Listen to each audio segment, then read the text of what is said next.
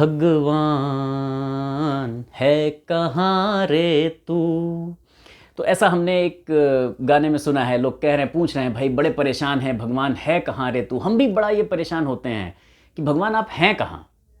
तो आज इस वीडियो में यदि आप ये जानना चाहते हैं कि भगवान कहाँ रहते हैं, भगवान कैसे हैं और कहाँ रहते हैं, तो आप इस वीडियो को अंत तक देखिएगा। यदि आपको वीडियो पसंद आता है तो कमेंट बॉक्स में जय श्री राम लिखना मत भूलिएगा और लाइक माइंडेड लोगों के साथ शेयर भी ज़रूर कर दीजिएगा।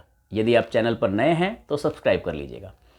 तो हम चलिए इस बात को देखने की कोशिश करते हैं कि भगवान कहाँ रहते हैं, भगवान कौन है, कहाँ रहते हैं, कैसा है उनका स्वरूप। तो ये अगर हम जानना चाहते हैं तो ये बात बड़े अच्छे से गोस्वामी तुलसीदास जी ने रामचरितमानस में लिखी हुई है। आश्चर्य की बात यह है कि लोग उसको ना तो पढ़ते हैं ना समझते हैं और मतलब कथा कहने वाले और वो लोग भी समझाते हैं, लेकिन वो उस चौपाई से और शास्त्रों का प्रमाण देकर कई बार समझाने का प्रयास नहीं करते। तो अगर आप ये देखें तो शुरुआती प्रकरण में बालकांड में ही गोस्वामी तुलसीदास जी ने जब मनु शतरूपा जी का प्रकरण लिखा है, उन्होंने लिखा है कि दोनों ने बहुत कठिन तपस्या की, सारी चीज़ें की, सब कुछ किया। और जब इतनी कठिन तपस्या उन्होंने की तो उन्होंने लिखा है कि विधि हरि हर तप देख अपारा, मनु समीप आए बहुबारा।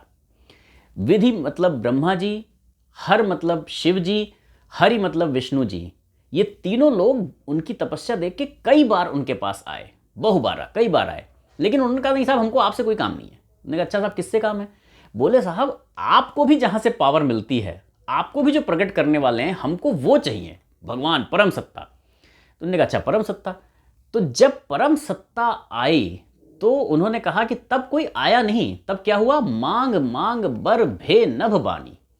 तब आकाशवाणी हुई कि वर मांगो, वर मांगो। उन्होंने कहा अरे किससे वर मांगे, कोई दिख तो रहा नहीं है। तो उन्होंने कहा अच्छा अच्छा देखना चाहते हो? तो बोले हाँ हाँ देखना चाहते हैं। तो बोले साहब अच्छा कैसे दिखूं? तो फिर उन्होंने वर्णन किया कि जो रूप नारद मुनि जपते रहते हैं हमेशा, जो शिव जी हमेशा जपते रहते हैं, उसी रूप में आप दिखो। तब वहाँ पर वर्णन आता है कि नील सरोरुह नीलमणि नील नील घनश्याम, लाजहि तन शोभा निरख कोट कोट सतकाम। वो तो बाद में आते हैं, लेकिन उससे पहले वो कहते हैं भगत बछल सुन कृपा निधाना, विश्ववास प्रगटे भगवाना। कौन प्रगटे? भगवान। और कहाँ है उनका वास? विश्ववास। वास मतलब आवास, निवास। तो भगवान कहाँ रहते हैं? भगवान पूरे विश्व में रहते हैं। विश्ववास प्रगटे भगवाना। यही बात गीता में जब अर्जुन कहते हैं तो वो कहते हैं भगवान मैं आपका विश्व रूप देखना चाहता हूं, क्योंकि भगवान उससे पहले बार बार कह रहे हैं कि मैं विश्व में हूं, मैं मणियों में कौस्तुभ हूं, मंत्रों में गायत्री हूं, इसमें ये हूं, उसमें वो सारा वो बताते हैं। तो इसका मतलब मैं हर जगह हूं। तो वो कहते हैं मैं आपका विश्व रूप देखना चाहता हूं। कई जगह पे विराट रूप कहा जाता है, बट एग्जैक्ट जब अर्जुन ने पूछा था, आप गीता पढ़ें तो वहां पर एग्जैक्ट लिखा है कि मैं आपका भगवान, मैं आपका विश्व रूप देखना चाहता हूं। और यहां पर भी गोस्वामी तुलसीदास जी क्या कह रहे हैं? विश्ववास प्रगटे भगवाना। विश्ववास, भगवान प्रगटे, जो कौन है? विश्ववास। वास मतलब निवास, आवास, जिनका कहां पे है? विश्व में। अर्थात भगवान कहां है? भगवान विश्व में है, हर कण कण में। आपको रज कण भी दिखाई पड़ रहा है, आपको जल भी दिखाई पड़ रहा है, आपको पत्ता भी दिखाई पड़ रहा है, आपको हवा भी महसूस हो रही है। वो सब कुछ भगवान हैं। उन सब में भगवान का निवास है। और आज की डेट में तो साइंस भी मानने लगा है। वो कहता है कि साहब हम एटम तक पहुंचे, फिर हम मॉलिक्यूल तक पहुंचे, फिर हम एटम तक पहुंचे, फिर हम प्रोटॉन न्यूट्रॉन सब तक पहुंचे। और उन्होंने कहा कि उसके बाद में एक कोई और कण है, वहां तक पहुंच नहीं पा रहे हैं, बट वो क्या है? God particle. तो हम तो कब से कह रहे हैं कण कण में भगवान का निवास है। गोस्वामी जी इतने पहले लिखकर चले गए हैं, विश्ववास प्रगटे भगवाना। सीधा सीधा वो लिख रहे हैं विश्ववास, उनका निवास पूरे विश्व में है। और जब जैसी जरूरत होती तब वो वैसे प्रकट हो जाते हैं।